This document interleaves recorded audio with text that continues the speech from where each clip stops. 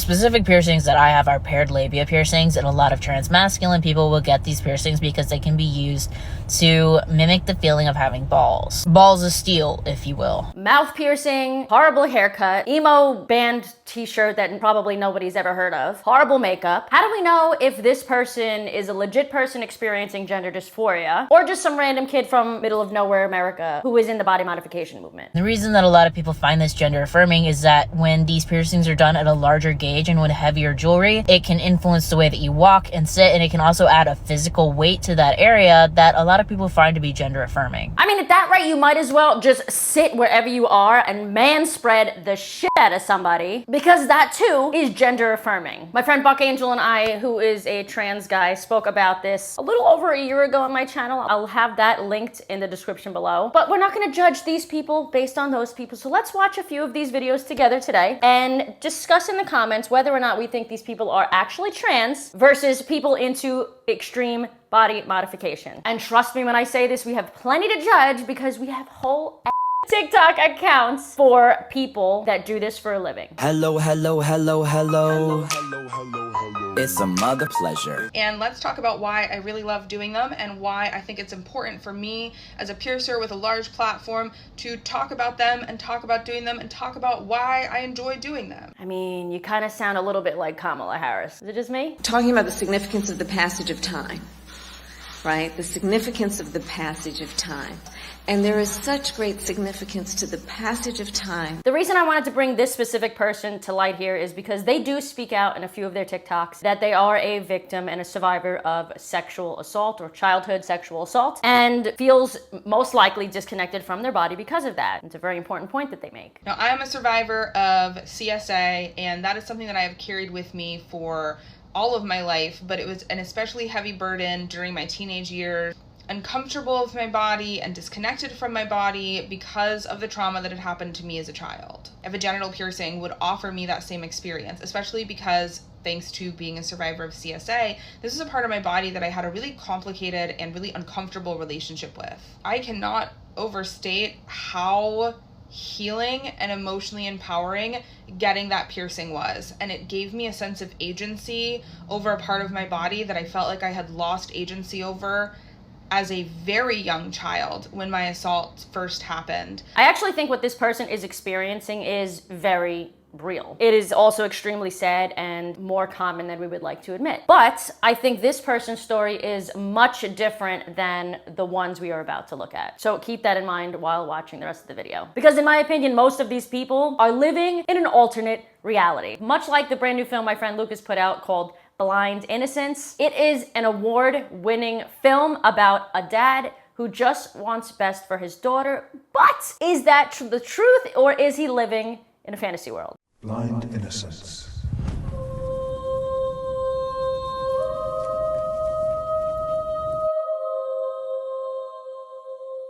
A tale experienced by many, but aware of by none. For this very blindness shields you from its existence. It shields you from its threats to your way of life.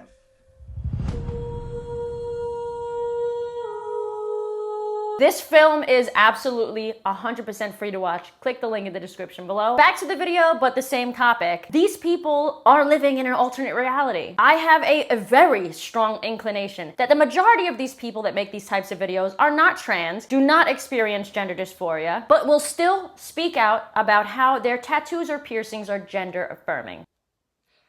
Yes, yes, yes! Gender affirm. So what are gender affirming piercings, and do piercings belong to any specific gender? And I'd like to start just by refreshing our concept of the word affirming. So affirming means to validate or confirm, to state positively. So it doesn't mean that something inherently belongs to one gender or a different gender. It just means that it is validating that gender or validating that experience or validating whatever it is that you're affirming. Okay, so this is where I start to have a major issue with the concept of gender-affirming tattoos and piercings. Neither gender naturally has tattoos or piercings. It is not something that your body naturally produces or has. Now, I can certainly understand certain tattoos, like this type, where it is a trans guy who wants to feel like he looks more male, so gets, you know, a beard tattoo or something. That might make him look even less passable, since it might look fake. But honestly, are we expected to think that that type of video and that type of person is the same as this? Reclaiming it as a queer sim, because as a non-binary femme, I always keep my masculinity in my back pocket. This blue mustache bitch. I cannot.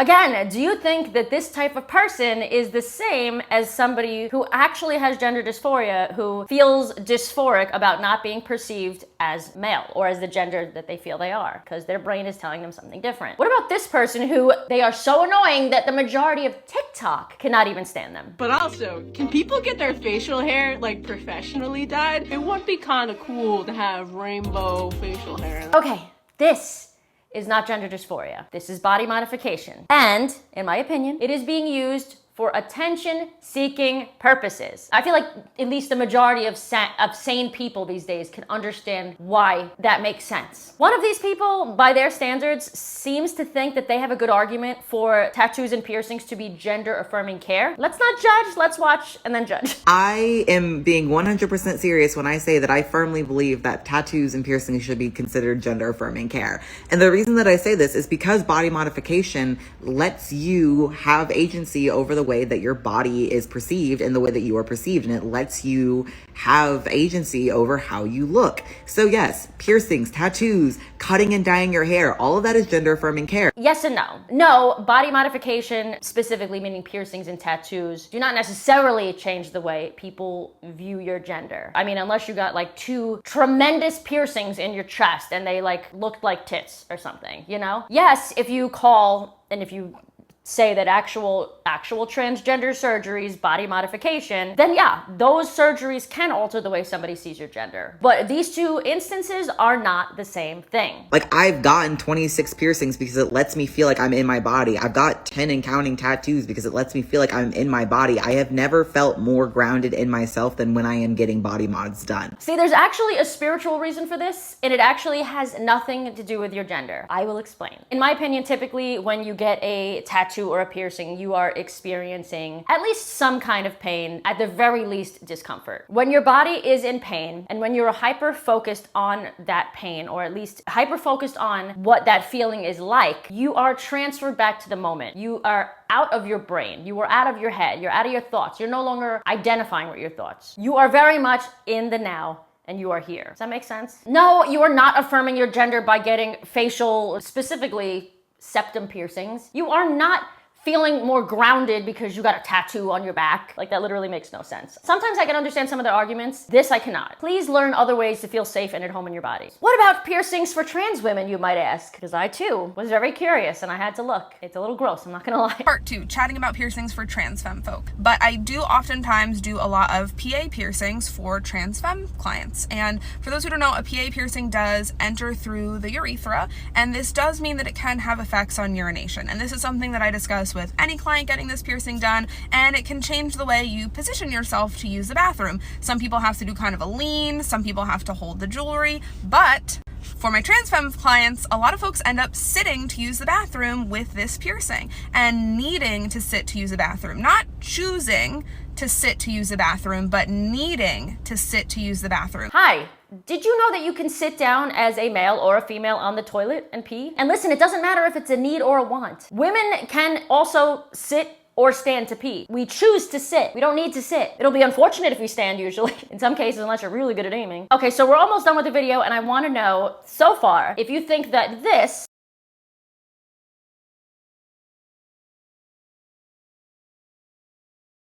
is the same as this. My response to that feedback was basically just that my nose piercing is actually gender affirming because it makes me feel more androgynous. So I basically called my workplace transphobic if they tried to enforce a dress code on me. Am I playing the trans card? Yes. Do I care? No.